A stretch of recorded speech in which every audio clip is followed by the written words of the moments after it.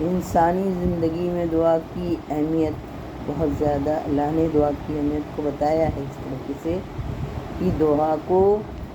فراموش کرنا کسی بھی طور پر ممکن نہیں۔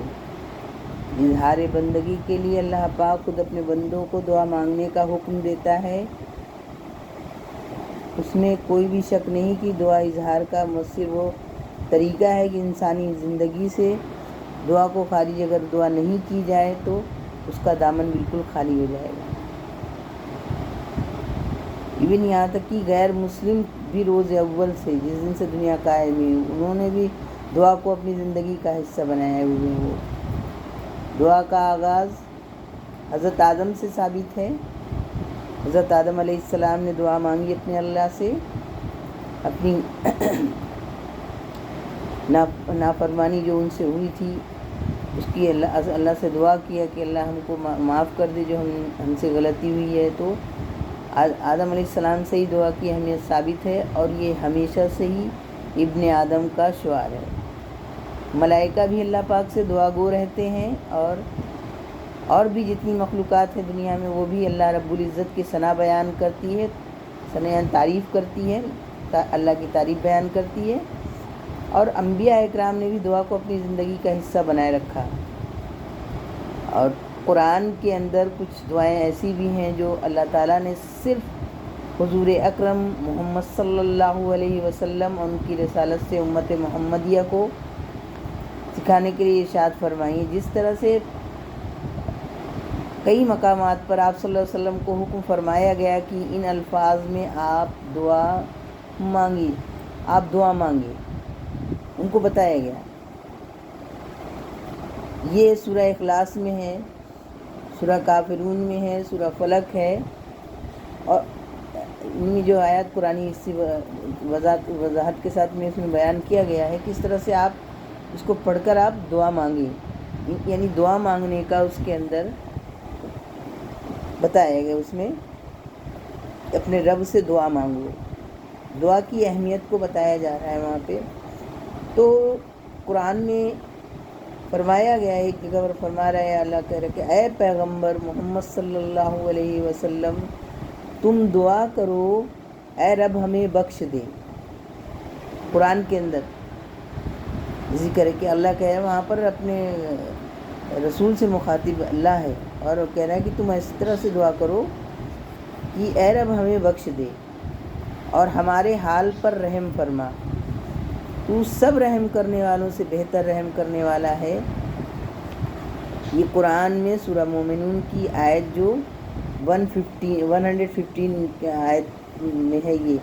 اللہ تعالیٰ کی طرف سے عطا کردہ دعاؤں میں تمام دعاؤں کی سرتاج ہے۔ اور سورہ فاتحہ جس میں حمد ربانی بھی ہے، اللہ کی حمد اس کے اندر بیان ہے، تو ہر چیز کا سوال بھی ہے اور یہاں پر ہر قسم کے اثر شر سے پناہ مانگنا بھی سکھایا گیا ہے۔ اللہ نے ہر چیز کو بتایا ہے، ہر چیز کو سکھا دیا ہے۔ قرآن پاک کے بعد ہمارا سب سے بڑا سرمایہ وہ دعائیں ہیں جو رسالت مآب حضرت محمد صلی اللہ علیہ وسلم کی زبان مبارک سے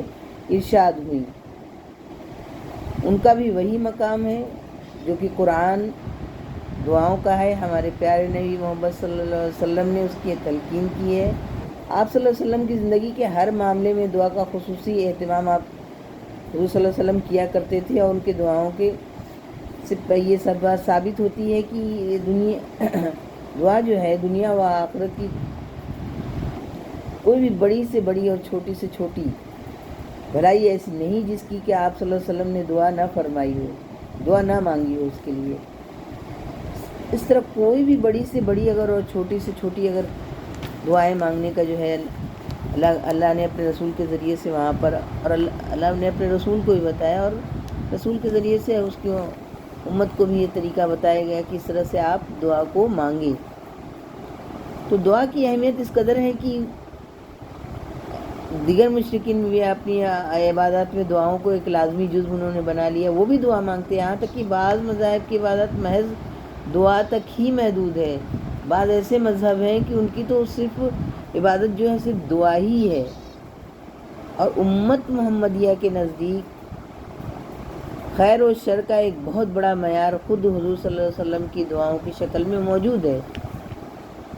اور کوئی اس کے اندر شک نہیں ہے کہ دعا کا ڈھنگ نہیں آتا۔ قرآن حدیث میں موجود دعاؤں سے بندگی کا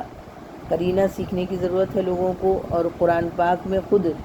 خالق کائنات ارشاد فرماتا ہے کہ انسان کبھی تنگ دل اور پریشان ہو کر برائی کی دعا مانگنے لگتا ہے۔ جب کبھی انسان بہت زیادہ پریشان ہو جاتا ہے اور تنگ دل ہو جاتا ہے تو کبھی کبھی وہ بری چیزوں کو بھی مانگ لیتا ہے۔ تو جس طرح اپنے لیے بھلائی کی دعا مانگتا ہے، اور انسان بڑا ہی جلد باز واقع ہے کہ اس طرح سے وہ کہ وہ جب گھبرا جاتا ہے تو وہ کہتا ہے کہ اگر اچھا کچھ نہیں ہو رہا تو برائی جاؤ، تو اس طرح سے جو ہے بہت جلدی کرتا ہے اپنی دعا مانگنے میں، حالانکہ کچھ بری چیزیں نہیں مانگنی چاہیے دعا میں۔ تو انسان کی اگر کوئی بھی انسان کو سانحہ پیش آتا ہے، کوئی بھی ایسا موقع آتا ہے تو فوراً وہ بد دعا دینا شروع کر دیتا ہے۔ جیسے عام لوگوں کے ساتھ میں معاملات جو ہوتے ہیں تو لوگ بد دعا دینا شروع کر دیتے ہیں، ایسا ہو جائے ویسا ہو جائے۔ تو آپ بد دعا ہو اس کے دشمنوں کے حق میں ہو یا اپنی اولاد وغیرہ کے حق میں ہو، پھر وہ یہ بھی چاہتا ہے کہ اس کی یہ بد دعا جلد قبول ہو جائے۔ بعد میں وہ خود اسے احساس ہو جاتا ہے کہ اگر اس کی بد دعا قبول ہو جاتی تو اس کا کتنا زیادہ نقصان پہنچ سکتا تھا۔ جیسا کہ ابو جہل نے اپنے حق میں بد دعا کی تھی کہ اے اللہ، اگر یہ نبی صلی اللہ علیہ وسلم یہ قرآن برحق ہے تو ہم پر آسمان سے پتھر برسا۔ ابو جہل نے دعا مانگی تھی۔ اسی طرح مسلمان بھی کفار مکہ سے سختیاں برداشت کرنے پر بعض اوقات بد دعا کرتے تھے۔ حد سے زیادہ جب انسان کے کسی اس میں مبتلا ہو جاتا ہے تو وہ دعا کے بجائے بد دعائیں کرنے لگتا ہے۔ اکثر بد میں جو ہے اس میں وہ کیا کرتے تھے، وہ ایمان لے آئے تھے اسی حالت میں وہ بد دعائیں کرتے ہوئے۔ خالق کائنات کے حضور دعا کرتے ہوئے مکمل شعور، تحمل اور بردباری سے کام لینا چاہیے، کیونکہ یہ دعائی کلمات ہماری زندگی کا جو ہے رخ متعین کرتے ہیں۔ یہ جو دعا ہے یہی ہماری زندگی کا رخ کیا ہوگا وہ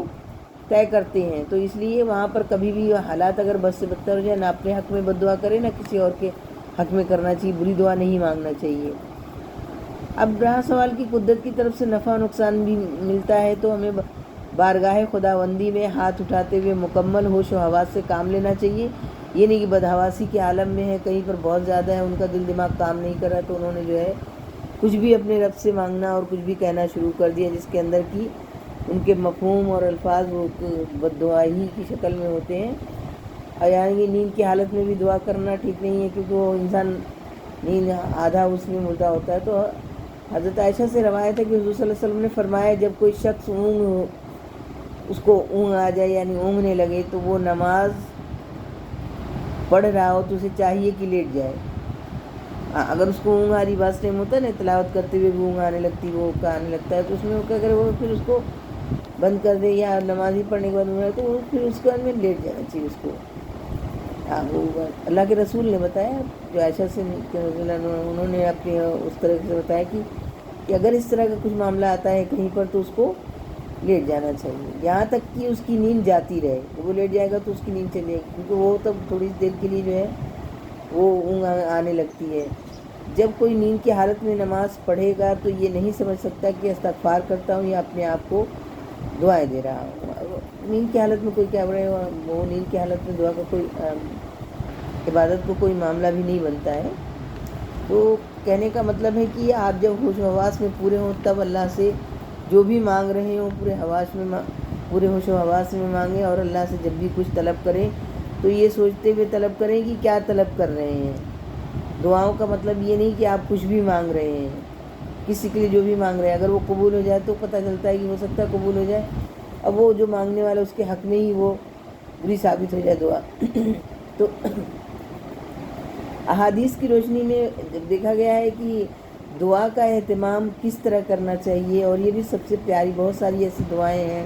جو قرآن پاک میں موجود ہیں، اور رسول کریم صلی اللہ علیہ وسلم نے ارشاد فرمایا ہے کہ کسی شکل یا الفاظ میں دعا کی ممانعت تو نہیں ہے، مگر یہ بھی حقیقت ہے کہ ہمیں دعا مانگنے کا سلیقہ لوگوں کو نہیں آتا ہے، دعا کے لیے الفاظ کے چناؤ کا بھی، اور تو اس حوالے سے خالق کائنات نے خود ارشاد فرمایا، تو یقیناً کسی شک کی گنجائش نہیں رہتی ہے کہ جب اگر دعا مانگی جاتی ہے تو وہ دعا قبول نہ ہو، اس میں کسی بھی طرح کا شک کی گنجائش نہیں ہے۔ تو دعا مانگنے کا سلیقہ آنا چاہیے، کس طرح کی دعا مانگنی چاہیے، دعا کا کیا طریقہ ہونا چاہیے، اپنے رب کی ثنا بیان کرتے ہوئے پھر اللہ سے دعائیں کرنا چاہیے جو انسانی حق میں بہتر ہوں، اس میں کچھ ایسی دعا نہ ہو کہ وہ اس کے حق میں قبول تو ہو جائے، قبول ہونے کے بعد میں اس کو لگے ہم نے کیا مانگ لیا ہے۔